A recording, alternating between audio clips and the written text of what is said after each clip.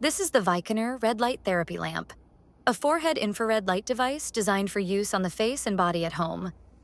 The first thing you'll notice is the multi-head design.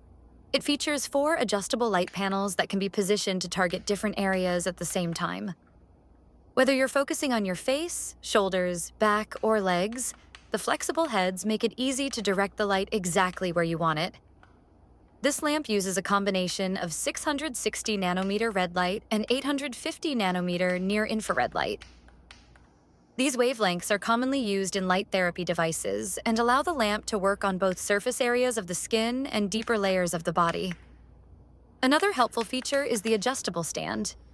You can change the height and angle to suit different setups, whether you're sitting at a desk, relaxing on a chair, or using it near a bed. The stand design keeps the lamp stable and allows hands-free use. It's designed for convenient use at home, so you can add it to your daily self-care routine. Just position the light over the desired area and relax while the device does the work.